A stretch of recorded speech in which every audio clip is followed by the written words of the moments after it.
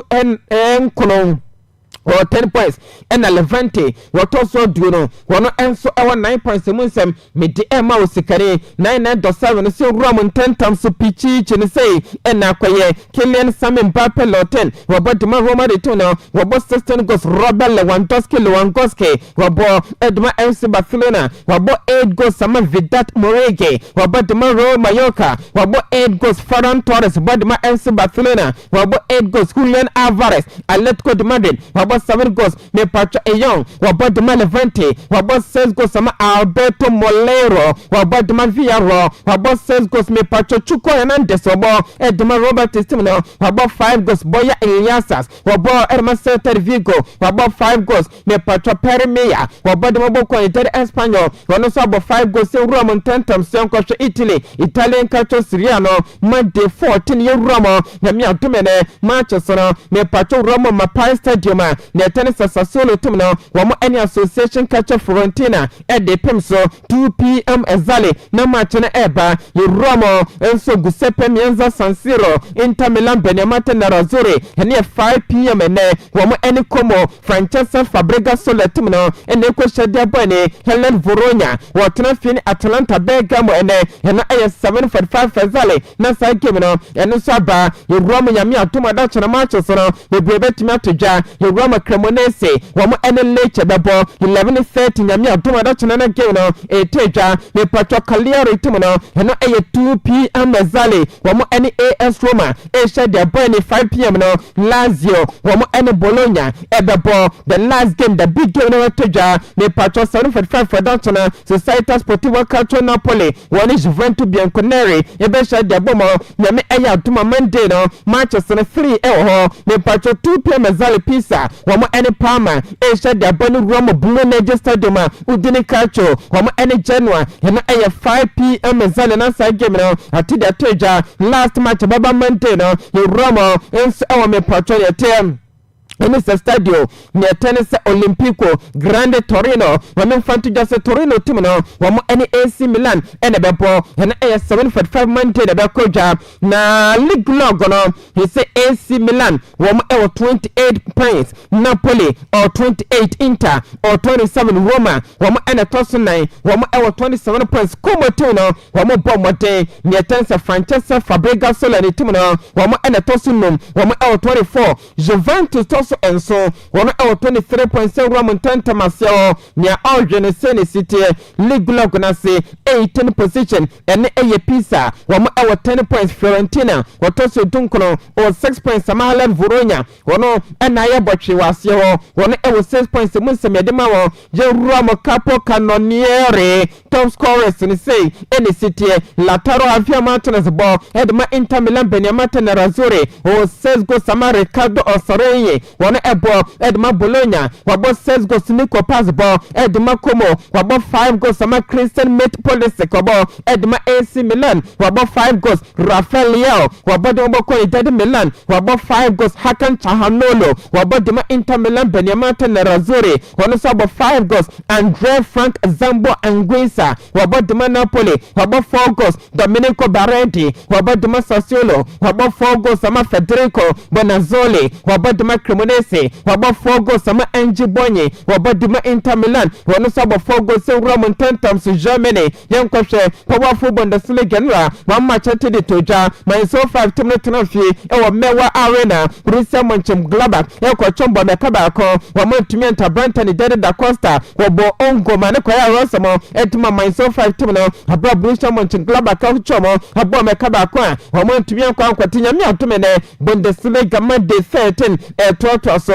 yankoshe 2:30 concomitantly na simultaneously Manchester nyina eba Roma enso MHP Arena VfB Stuttgart tumno wamo ene Bayern Munchen da Rotten Besha da Penso VfL Wolfsburg wamo temo Volkswagen Arena wamo ni Union Berlin Sha da Bani Roma WWK Arena Augsburg tumno wamo ene Bayer Leverkusen ebe bohedehen watena Field Arena ne patomani FC Freiburg babo FC Cologne watena Rain Energy Stadium wɔn ne St Pauli ɛhyɛ de apɔ ne last match no ɛno ɛyɛ 5:30 ɛzali RB Leipzig wɔtene mo ɛnso Red Bull Arena wɔne Eintracht Frankfurt team no ɛbɛhyɛ de apɔ ne nyame atom adakyena matches no ne patro mmienu ɛwɔ hɔ ne Roma Hamburger MV wɔtene fie 2:30 wɔn ne Werder Bremen ɛbɛhyɛ de apɔ ne Roma Signal Iduna Park last match no ɛba Borussia Dortmund aburokyerɛ biye wɔn ɛne TAG wɔfere ɛhyɛ de apɔ ne wɔyɛ matches ɛbɛtɔ dwa ɛwɔ Bundesliga ne Roma ntantam so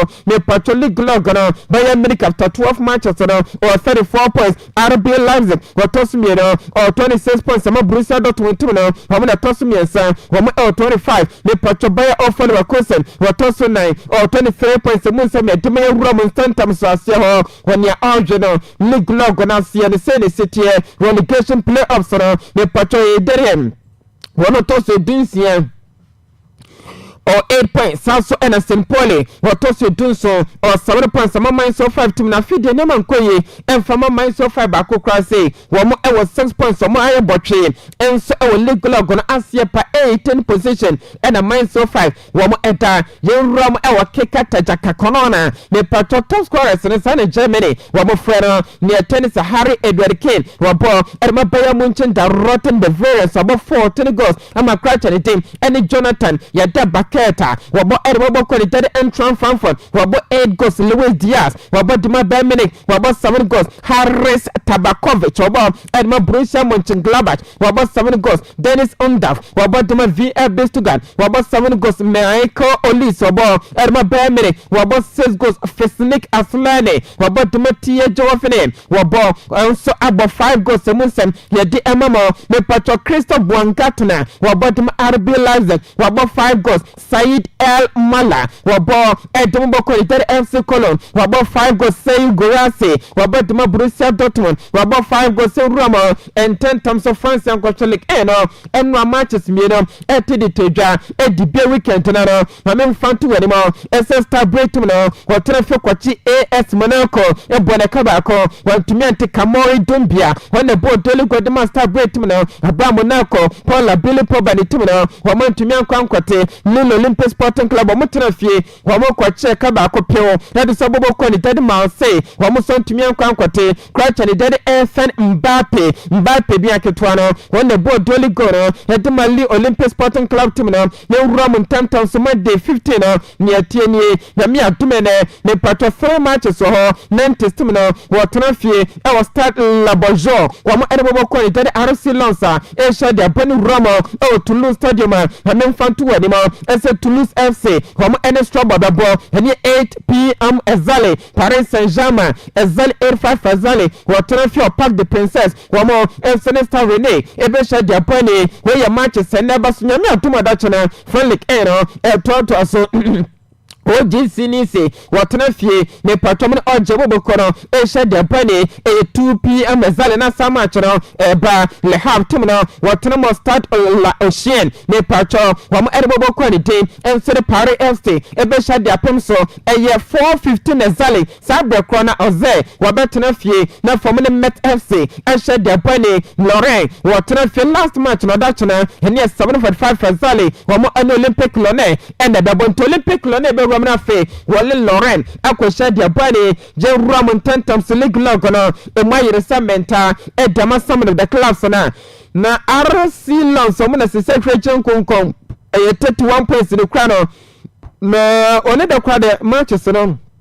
na just obebre na wo ho na ne ten say or one game e ho no ma esobo or 31 points Paris Saint-Germain empanimfo say wo mo na tosu mi no wo mo e 30 points wo mo so e no na Olympique Marseille wo mo na tosu mi ensan or 29 points Arsenal Lille Olympic Sporting Club wo no at the 4th position or 29 points na yenwa mo ase ho wo mo general relegation zone playoffs no Roma Nantes team no wo tosu dinse 11 points the crown minus 10 goals na for Met FC or tosu dunso or 11 points minus 17 goals hey enkofo we pa na oze na Gidomensa na minua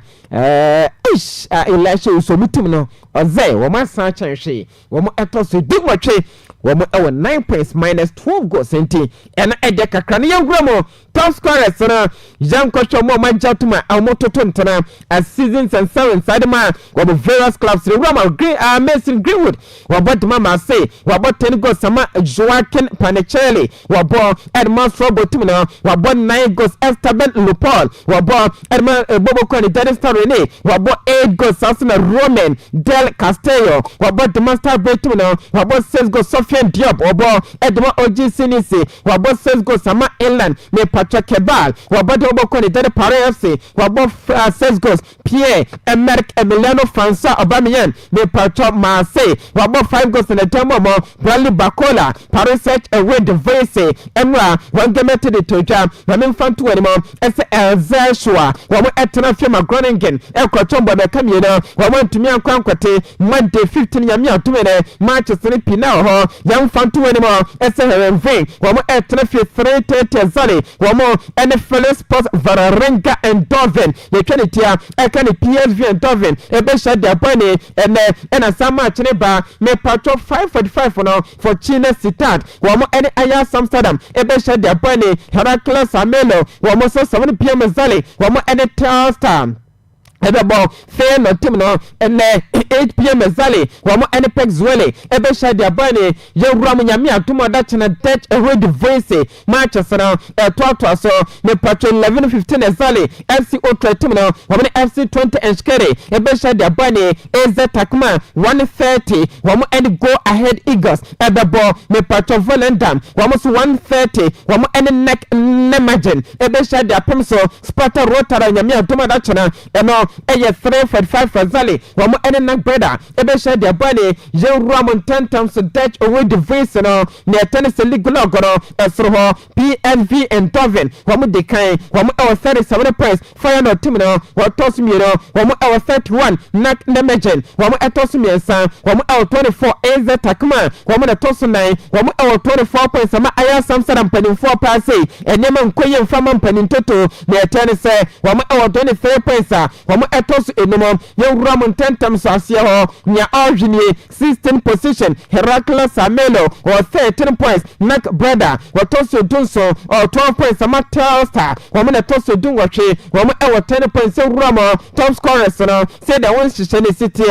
Dutch with the voice no ma me mfanto just ayesi Yoda wabo Edma Fernand wabo 14 goals ama goals tail wabo dema PNV and Doven wabo 10 goals me Patrick Gis Hornkamp wabo dema Heracles Amelo wabo 8 goals sama Ismail Saibari wabo dema PSV and Doven wabo 8 goals Tobias Lorenzen wabo dema Sparta Rotterdam wabo 7 goals Troy me Patrick Parrot wabo dema AZ Takma wabo 7 goals Webo enso top scorers no Beneko ye Ramon 10 times nyame atomene ampaye bedwase Traoramo Chase Stadium ma me mfanto wanimo Eseliano Andre Messi Cochitine La Pulga team Inter Miami wano enso ene Vancouver me Porto White Caps rebe shade bomo 7:30 ne na samatch ne eba enti Major League Soccer nso mo de na ya chemie no yo the Eastern Conference yo the Western Conference Messi ne dom wamo so no etime Eastern Conference no ena Alfred Thomas Miller ne team Vancouver White Caps wamo so no ekwaje Western Conference no entomo carbon playoff no ya ba the grand finale why ena Major League Soccer ya bowie ya no wono nkase overall winner entene 7:30 zane na match no etedwa Chase Stadium United States of America emu se medimara na pai show no se Roman 10 times yankɔhwɛ me patro FIFA World Cup no draw no course Romo enso so ne tie ene se United States of America Montenegro na chese ho ehu nipo vavese 2000 and etimi ekobo mani pempa draw no etimi ekɔsena ne etene senwa eyade FIFA president Gianni Infantino omo de award biaba yesi ye fe FIFA eyadia ne tense the FIFA Peace Prize yes ne dikan kwa na nra omo ekoye ye no na opani o ye first recipient and also dikan waje sa FIFA Peace Prize award no and I president of United States of America ye Donald J Trump no and the FIFA mpani for ye friend born abasona ne demand no na ye man gold trophy ye man na fiama ne certificate nra ye nte for na brand announcement no and so ekos brand FIFA president Gianni Infantino wɔka sɛ ɔpani ne din ɛde Donald Trump president ɛde ma America wɔno ɛne ne FIFA Peace Prize no yɛde ne yɛdi kan yɛde ɛnhyɛ ne nsɛm yɛntie kwan a ɛnneɛma announcement ne fa so a ɛkɔɛ. Thank you, Mr. President. Mr. President, this is your prize. This is your Peace Prize. There is also a beautiful medal for you that you can wear everywhere you want to go. Right now. Okay, let me hold. Fantastic. Excellent.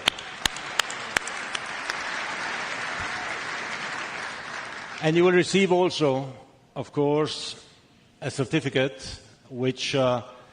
reads out, and I would read it out with your permission, what are the reasons for you receiving this FIFA Peace Prize. Football unites the world. So the FIFA Peace Prize is presented annually on behalf of the billions of football-loving people from around the world to a distinguished individual who exemplifies an unwavering commitment to advancing peace and unity throughout the world through their notable leadership and action. And therefore, FIFA, the Fédération Internationale de Football Association, awards the 2025 FIFA Peace Prize, Football Unites the World, to Donald J. Trump, President of the United States of America, in recognition of his exceptional and extraordinary actions to promote peace and unity around the world. Friday, December 5th, 2025.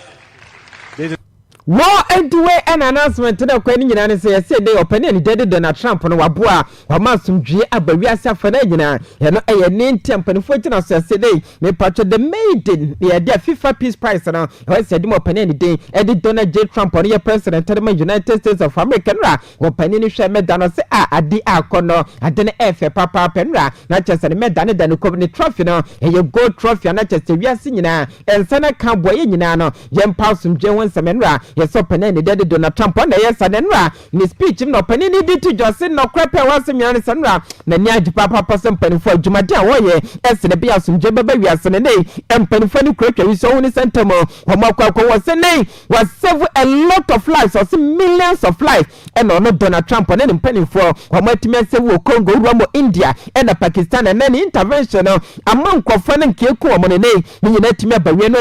was so a channel so comparison penny for Bashe, not just so much to Tony Moguso was a Basubenra, yet the Emmanuel say the greatest honor on a bravo boy in the mo, what did my person the we are seeing a Wonyama, one a your son Contoconi background man cafe the best at Tono, Donald Trump with 2 rum, not just Santo Cono Costa Pino, and my Emma Cranaches and Crofoko, and your penny somebody to Geneva, you don't something to mention, what Casaye, what the Falio and Dremes Cochitini La Pulga was in the Crowasimian social penny anything, and the excellent rented on a messimento. The Donald friends, what pelly delayed was social and name of my chapa, and Unya Quenya, and the Kosher, me patro accent, a rented donacimento wepelly, and then Nabrasonia Ocean, and Leo and Dremesu Cochitini La Pulga was on the Willie as a football, was all your fan cassia, one empire war bonus or better, United States of America forever and ever, and ya dear Penny, Teddy and Dremesu Cochitini La Pulga, crowd, and Kenny football at the baby, and then some Penny to generation, and a Donald Trump was saying no grammar, me patronia Tennessee idea, a National Football League, was say a true babia, and penny for dear the friend, one more fan of football, and now our football na ye bono, ye no a US foreign friend of soccer, was it and toss move back. As a dear ye dear and Socrates Bobby, but your friend of football, and a near ye dear 9 coin de bono, your friend of soccer, was it and toss muntabe and penny functioner, yen said Dino, football ni soccer no, yen swappy, nanka ye dear 9 bono, yen friend of football, and a bianca near ye dear and sunny and then Bobino, yen friend of soccer, yen take Jonat, and as open any dead donut, a dead J. Trump on your president, in the United States of America. When you look at what has happened to football in the United States, is again soccer in the United States. We seem to never call it that because we have a little bit of a conflict with another thing that's called football. But when you think about it, shouldn't it really be called? I mean, this is football. There's no question about it. We have to come up with another name for this. Yeah. It really doesn't make sense when you think about it. It is really football. wa anti Donald J Trump no so nyansa bia nim say ayade a wo mo me mo friend say football no yen friend soccer ne friend say soccer ne friend football was no kra paris nyansa bia nim tebe ampani fo twa na fe wo mo enyansa kra no a me pacho ne tense groups ni nyina say bibia no dan and dust yen wura mo tentam sensa sisi so enfamra de brown den as yen wura mo na fi hwa ne timu to group A ni say ne city one of the host countries Mexico wo mo group A mo any Bafana South Africa first match beto dwa enya sam keto krampade first way there 2010 repeat and betimi akoso ekoye 1-1 was first match tojo South Africa mo aba South Africa ni Mexico shed bom se this time round to Mexico wo South Africa be shed bom my first match betimi tojo 11 June na chesa match no etimi tojo Korea me pato Korea Republic wo mo group A wo mo na fi ye behwe na obenwe ne me pato Korea mo enso so e ne etene se ayade UEFA wo mo ayade a player from the bottom Czech Republic and Denmark be share the bani Ireland and afi ne tie ene se Macedonia ebe shade apon so wa bere no mo kwa kwehia na fe yanu nya obetumi akona fa ko ramo elsa group no mo yanko group B ni say the city another eyade host country and eye Canada wo mo ho mo be sans ena roma me patron yetene say ede UEFA playoff no eno so ewo mo ne yetene so me ne tede Bahrain wo mo ho Italy ho sans ena ne yetene so Roma Northern Ireland na fe wo se ne wa betumi anwe sa group no obeko group B na Qatar oni Switzerland so no atumi akwa kwehia ho no mo we eye games e group B no ye Roma group C na me mfanto dwa ese Brazil so wo mo lead group no Morocco ho haso na Haiti ne Scotland wo mo group C ye Roma group D eno another host country United States of America wo mo group D me patron tennis Paraguay wo mo group D Australia wo mo group D and afeniatia and it's the winner one so UEFA playoff for Kosovo and after tennis Romania Slovakia and Turkey wa wutimere no uram group D na sake no eno so timi akoso ho na ye Roma group F the Orange of Netherlands mo ho Blue Samurai Japan wo mo ho and afa UEFA playoff no Albania Poland Sweden and Ukraine wa betimi anya the only ticket no na chasa so join group F no alongside Kate Eagles of Tunisia wo mo group F no we Roma group G na anase yenkohwe eyade group G yes group G and so bekoso group E ho ena afekura na etene se amunyina no enso so ho no be don sem jedema group E ni se na city Germany wo mo ho no be na afekuru kao ho la Côte d'Ivoire ho na Ecuador wo mo enso ho no mo be kan bo group F na diamante wo mo group G no yanko hwe Red Devils of Belgium wo mo edima akotene the Pharaohs of Egypt wo mo group G ena Iran wo mo group G me patrona vetimo group G no ena New Zealand man no entene group G no ye wo mo group H ni se city me patron La Fira Rogers Spain wo mo group H Cape Verde wo mo group H Green Falcons of Saudi Arabia wo mo group H na fe Uruguay wo mo so no group H wo mo yankotwa ntentam so me patron group I ni se city ne tie ene se Le Blue of France mo ene lead this group no Teranga Lions of Senegal wo mo group I ena fe ye behwe me patron FIFA playoff no game betodwa Bolivia ena fe Iraq na fe ne tie ene se surenam wa betimi adin kodomo no won so be join group I no na Norway wo mo so honomo yewura mo group J say city Argentina the defending champions so mo honomo Algeria group J me patro Austria group J na fe ne tene se Jordan wo mo debut appearance World Cup no wo mo Argentina group no yenkwa mo group K say ne city Seleção Portugal ne tene se nyansam ketwa na fe FIFA wo play of game be koso no me patro ne tem ene se kurama na chese Jamaica no Cambodia no ene Nicaragua mo wa ba we ne be Roma group K na fe woni Uzbekistan ene Los Confederados of Colombia mo ene be Roma group K no ene the last group no e wana Ghana ye wo me patro England the Three Lions Croatia Ghana ene Panama 8 groups no e mo ensem na no pay ye de ema mo juma de se Roma 10 times se nkwohwe na reactions outdoor Thomas Tuchel manager ene the Three Lions of England din komo was convinced say kwampiaso no wo mo ebetumi and make sure say wo mo be find good solution etimi eja qualify eja for group L no mo akobam yentie wo pede ne de Thomas Tuchel It was an option, but now I have to look at the possibilities and the venues from tomorrow. I think we will try to make decisions in the next weeks. What's the priority in that regard? The priority could be having a small hotel just for us to privatize, having good training facility, don't need to travel and play in 24 degrees, so it was just not happen. We will find I'm convinced that we will find a good solution that ticks a lot of boxes. Like I just said, I think the distances between the venues and the possibilities that can occur during a tournament, against whom you play and where you play, they're just too big to have. What anti Thomas to Canada, young woman of Fianco at that manager, Somori at Yanko Romo Grusino,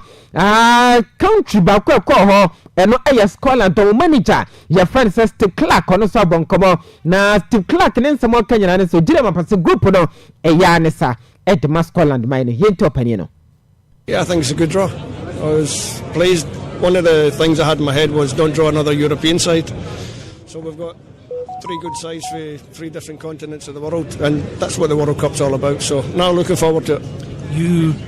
not a little bit disappointed that you got Brazil? Would you have preferred to get maybe an easier pot 1 opponent? No, I think Brazil's a great game. It's an iconic fixture. If you're going to come to the World Cup, you might as well play some of the top sides, and Brazil, Scotland's always got a good ring to it, and hopefully this time we can come out with a better result than what we normally get. What about the other 2 sides in your group? Haiti, I would assume that you don't perhaps know too much about them, but Morocco, Scotland have got history against them in World Cups. Yeah, Morocco, the history's not very good though, is it? So we've got something to put right there. It's strange how the last time we were at the World Cup we had Brazil and Morocco in the group. This time we've got Brazil and Morocco in the group, so hopefully this time we can get 2 better results against them than we did the last time. Like you say, Haiti I haven't got a great depth of knowledge about, but I know they won their qualifying section, so when your team's good enough to win the qualifying section out there, you know they're going to be good, so they'll be looked upon as the pot 4, the winners of the group, but there'll be a tough game against them as well. Wow, and this Clark, your manager, Ed Mascola, national team, no, Brazil, and then Ukraine, Sanya, Bayra, Morocco, so sa, a Bibiamuni, Morocco, Asia, World Cup, and Yaman Koye, and Fambo, Moscola, and Mine, no more, one Bobo, Deo, Pisa, Combia, so many better results against the Atlas Lions of Morocco, and what you know, was he 18 on Coffee, Bene, Cancer, Mobile Ripping Boys, or South Group, no more, was it Sanya, San, tennis, so be a team qualified, and Nina, dear dance, Pifis, Samano, one of Sonny Motomo, Essani, Payani, and Summer, you don't send the Mamma fan to just a Brazil, Celestino, no, one young Babonia, me to international breaking a match, Bosuminum, 26th match or more, one ever China Fitter Fest, one ever make use of 2 friendly matches, number ball, maybe common France national team, Besha, their Pimson National, one Eddie Croatia, Besha, their point way, and young Kofankan, so more border fee, one Eddie Train, me out to my Mepacho June, Bosumina, that also Duba Quabra, World Cup,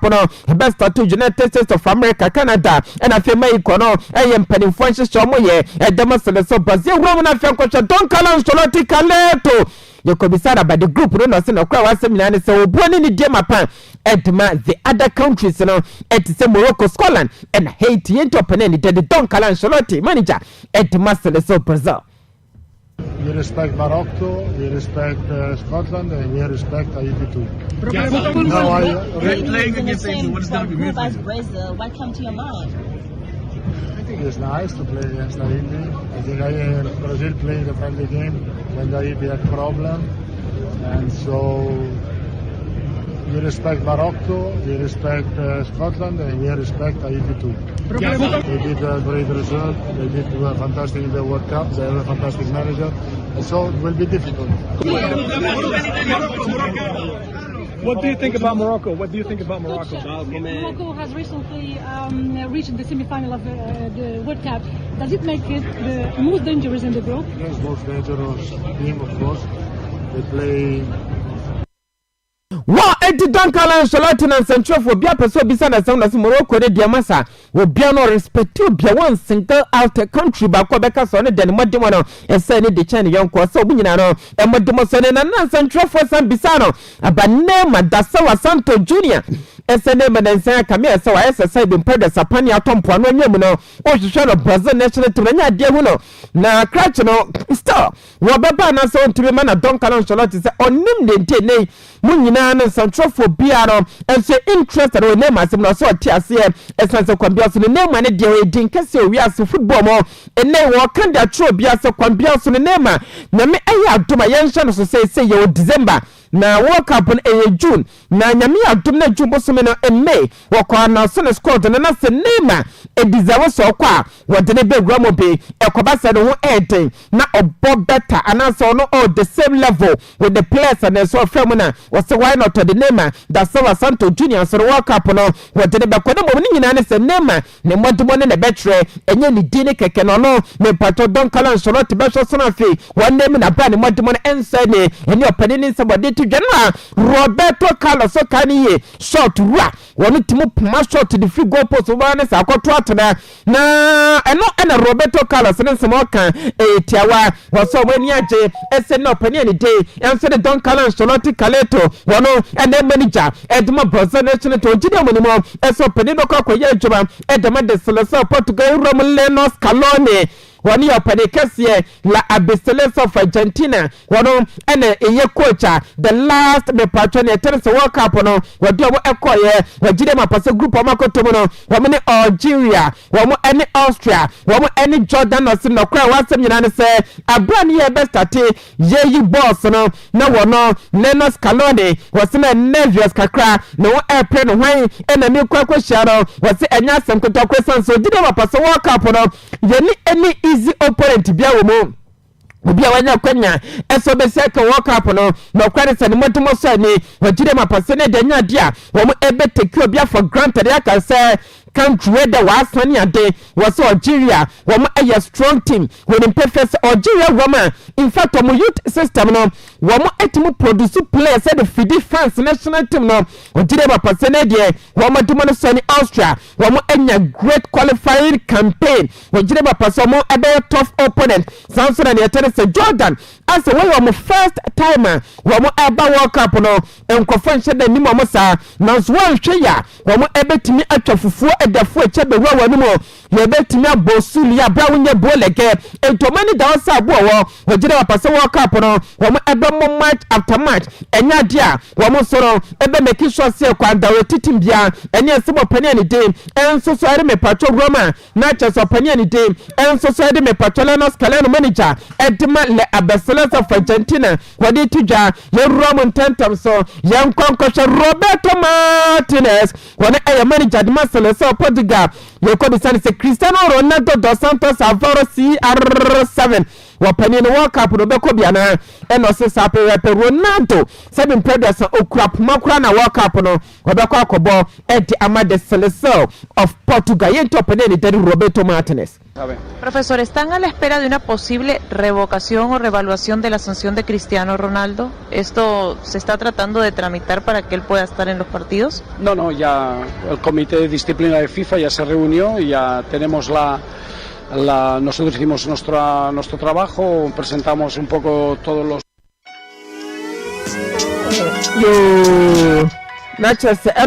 Enso si ensema de hon sabro jadimo no sikane na dosa no sinte wura mun tantam sona fe yankohwe other stories eno ebeto dwento pani ni dim edi Roberto Martinez so kwambia so no na tennis Cristiano Ronaldo dos Santos Aveiro CR7 wono so World Cup no wo betimi akodi mu akotene na fe wakoye adwuma ne kama edema Seleção Portugal ni later sa jadon nsema de na Portugal ena ese Mexico wo ma confirm ese wo mo eya de renovated stadium Azteca nyame eya aduma match bosume no wo mo ebe make sure say mo ebe yi enso dia chewia safre nyina sa ye ready ese stadium Azteca eno say ready for World Cup no na yesi ya to inside the fair eya de Cristiano Ronaldo ni team and as the country ena eya Seleção Portugal eso mo soro emedi mu akotene na stadium no you say iconic stadium esan say ho na world pele me pacho wono watimi age world cup ni bi ho enti another legend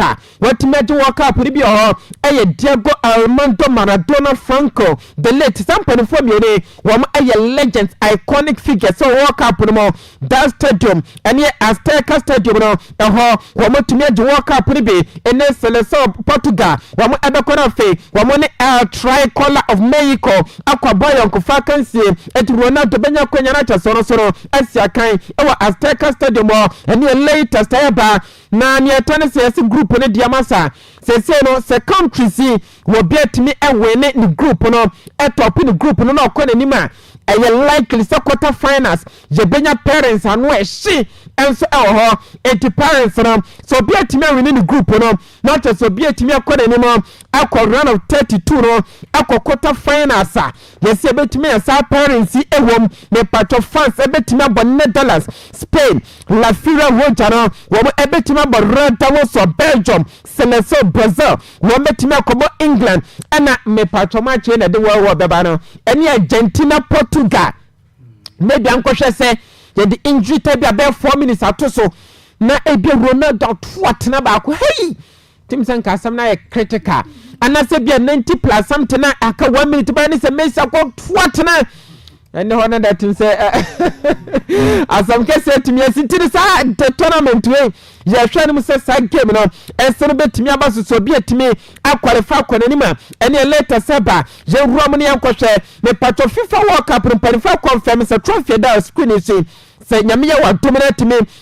man of the match in any game we ene be present enso ediama o eno latest abado sabono ye de ema Lamine Yamal mame mfantuja in the month of November empanifa bona baso ese La Liga player no wana ni motoma koso ni eti La Liga player of the month of November ekwadama Barcelona kuda ketwa Lamine Yamal ene latest sabasto Barcelona mame mfantuja ensense de pena bae ese Robert Lewandowski after the season we bunaketemo at the FC Barcelona team no na nya ba ne se emperifo se enya den no kwe enya da Barcelona club no wo mo take decision on Robert Lewandowski the future na yese se moduma akwana start e wo boro emperifo so mo jire mapase bia je ne ebon koma additional 1 year kwa chani den Robert Lewandowski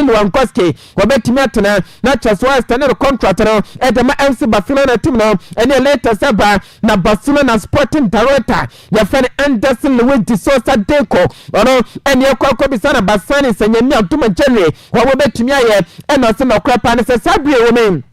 enye bra womo Barcelona fo womo ebetime din komo edafa players womo ebe sign womo na say no right now no ade so many so kese ene sa Barcelona players womo pra no womo so no ebetime ba back no womo twe wo enye player womo be sign na nyame atuma January enye winter break no eno achi no eno pani ni day kwadi tuja Jacobisana but Julian Alvarez ese kwatch ni yetete te say Barcelona for many bre ese Julian Alvarez striker edima letko de Roger Blancos mo pesa mo ko sane no be saka elma Barcelona team no eno sinya do be kasa edafa Julian Alvarez ho anasenya that player was so jide ma pesa sa players no wo mo saka ma club front no eye unprofessional eso ni Deco wo do mo nsamba wa betuja esanso kasa de fa players bi one na ma clubs na karo mu bu akwakofu ene ya pani na ni day enso ede Anderson Luis de Sousa Deco sporting director edma FC Barcelona ne de no na Mikel Arteta teta wori ya manager ma Arsenal team no ene yakobisa opani no ese ne de yesi 20 years ago Jose Mario dos Santos Morales wono Chelsea game Manchester kada baako ama Chelsea ni Barcelona kwa bani na yakoti ya ne se Mourinho wana so ne squad no so sa game we dey fofole okotwia form so kwanti the first 11 a day to the game and Jose di tuja na Mikel Arteta wasi sa de na Mourinho ye no wapese ono so edabi wotimi eyebi yente Mikel. Jose Mourinho once played against Barcelona the day before the game. He named his team and he sort of said, I don't care, here's my lineup, we're going to win anyway. Have you ever considered... I will do that one day. So Mourinho's been in the game for how long? 25 years? So that will happen at some point. It sends a message though, doesn't it? What any a Mikala me trying to tell Tanisama, one of said to react on that, and I'm a man fan to jam, as in Yamia to men as American 12:30, sorry, na Aston Via Park, Arsenal, and the A shed the boat on 9 Emery, one a manager to mobile quality Aston Villa, no Kobe San is the first pair of hands, a friend say, and Miliano Dibuchi Martinez, and Crouching a Wakako Pana, Namia to men over to a go post with the Aston Villa, and also no Croatia and Sanua, Crouching went to me and training and Tiamo Mumaka Kwa, Sakobasa no Edia, Robertimia Baran for the go post no at Mobile quality Aston Villa, Yento Penny Unai Emery. First of all, can we get an update on Emi Martinez's condition? Is he fit to face his former club this weekend?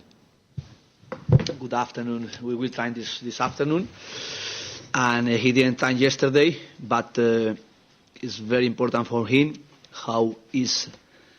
passing hours feeling better. But until the last moment, I don't know if he's going to be available or not for tomorrow. Wa ena eye una Emery manager de Aston Villa wana na te so no zere mun chomo de bana ma fan to ja Joseph Pep Guardiola sala manager e de Manchester City odin komo e de fa Rodrigo Cascante Hernandez ho unsa crutch no akokopra na opane ni din e de me patro Joseph Pep Guardiola sala so for na de crutch ne wo ye kakra wo san so babaka be ye adwuma no e de mabobo kwa ni din enso de me patro Manchester City the Sky Blues the Citizens. Hi, Pep. Just check, is Rodri available this weekend? No. He's getting better. If you are happy for my answer, it's getting better. So, I don't know how long, but he's in the edge that in few years we'll be ready. Is he ruled out for Real Madrid? Wa enti eno ayo penene dere Joseph Pep Guardiola sala wasi nyame atumenchi Rodri wa baba be ye dwumare kama e de mabobo quality enso Manchester City na wonim say midweek no wo mo ebo game against Fulham e druba bi no mo lead by 5 ni ade na afi match ne ba we akoye 5-4 no say hey e ka ketua bi nkomo titi say 10 na wasi sad in fact e ye ne asim hia pen much concern yente Joseph Pep Guardiola sala. Hello, Pep. Now you've had a few days to reflect on what happened the other night and maybe watch the game back as well. How do you actually feel about that match? It's forgotten. Good learning, hopefully, but it's forgotten. It's next. In Premier League, when in modern football, all the clubs, you have to learn what happened, good things and bad things, and think of the next one. Can you forget that? You know, right now, yeah. And do you think your players can? Because I don't know, from your perspective, when you look at it, are you more pleased about the version of your team that went 5-1 in front, or are you more concerned about the team that made it 5-4? Of course, I'm concerned with things. With the good things, and we try to understand what happened, to concede the goals and don't be as good as we were in the first half. So it's not much. Opponent always count. I'm highly consideration about Marco and Fulham for many years. Since was be promoted, when he was in the championship, came here, I don't know FA Cup or Carabao Cup, and he played really good, and that year was promoted for the Premier League, and I know we scored 5 goals there. It's not easy. The chances that we create even more, but sometimes, of course, we see what happened, to lose with a good result, that momentum, and it's part of the growth, part of the mistakes, part of the process that we have to accept it, and yeah, tomorrow another one. Well, Joseph Pep Guardiola salary no say only do by 5 na fe drew by no na ye betete e kano by 5-1 na 4-1 no mo betete 4-2 na ba 5-2 na fe e kokokosa o say no krepa ne say in fact how mo nanso o mo da to ba che o mo rafi na eye adeni be adisuani bia enti o ye mfonso a na fe akwakusua de free me Joseph Pep Guardiola sala wono so ne de kakwe na ye de mo Enzo Maresca e no say no krepa wa se nyina ne say e Chelsea nkoda no o mo bo chiwa na niti mo jepa enkrofo twia na rapa na wasane ade wose Chelsea nkura no na ni ejo mo ho. You've had a result but more a performance that you did on Wednesday. How do you react? How have you seen the players react? When you watched it back, were you angry? How do you convey that? Do you shout? Do you scream? Do you leave the players to kind of consider it themselves? Do you pick people out? Explain your process, because that's, I don't know, would you say one of the worst performances of your season so far? Since the end of the game, I didn't see the players because we come back from Leeds yesterday afternoon, and I will see the players in a while, and we're gonna have time just to focus on tomorrow game, because probably in less than 24 hours we have another game. I know you've talked a lot about rotation, and I know you are protecting certain players and certain minutes, and you had a very long season and you hope to have a very long season. But when you make 5 changes in the positions that you did, how much is that? There's almost like in the back of your mind a sense of inevitability. I mean, you spoke afterwards and said, when I don't play Reece James and I don't play Fofana, I kind of have to expect a drop-off in performance. But how much is that rotation costing you and making as many changes as you did on Wednesday? Most of the rotation we do is because the other one, they cannot play. So we have players that they are in this moment not able to play every 3 days, and the reason why most of the rotation we have done in the past is for the reason why. Just finally for me, how much, I mean, clearly some of it's about rotation, but how much is it down to kind of almost like a lack of leadership in your side? Clearly Reece James drives that performance a lot of the time, and actually Caicedo does with setting the tone. Wa anti Enzo Maresca no ena wate se ode sabede ma se rotation ena se omko rotate players na nyina na se bi obi ho no wontime emo matches ne ntoto aso ne ade eni te oso mo yensa krae kakra na obi so benya kwanya na agya mo etimi si aka na ugroma opani ni din enso ede ne etene se eni slot o ye manager de Liverpool jo never kalon. The last 2 games are born Mo Salah Gali or then started from bench, and I could be so panino as they say in the Mujidian and San and see the Bigidian and Saye. Now Mo Salah is such an exceptional player. Now Debian and when I dream will say, Ebia the be free and also the be free as ye at the free bench. Yenti or penny dead any slot. Bench for 2 games. You would expect a lot of chat about him. But I'm going to put it a different way. The fact that you turned to Mo at half-time against Sunderland, how much of an indication is that of a return to the starting lineup maybe this weekend, rather than 2 consecutive games on the bench being an indication that his game time could become more limited when he's obviously not away at AFCON? No, but I think for every player is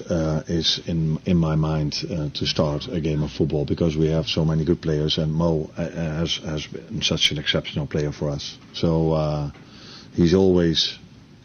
I don't know which word you use, but he's always in my mind to either start or to come in. Can you understand all the chat around him though? Yeah. Of course, that's maybe he even deserves that, because he's been so influential for this club and for me and for his teammates for 6 or 7 years, I think already. So yeah, it's completely normal if I don't play players that just came to the club. We're already talking about it, so then it's completely normal that people talk about it when he isn't playing.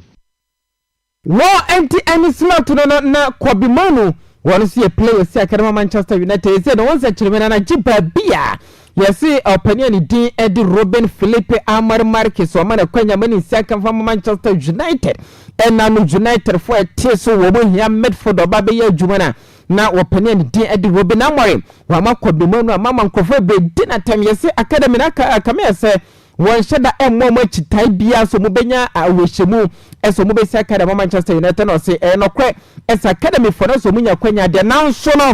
so onu feel se crunch roman be ba masa wo hwe no hwe ye nya de man besi akan Academy Manchester United yente go be na more. Do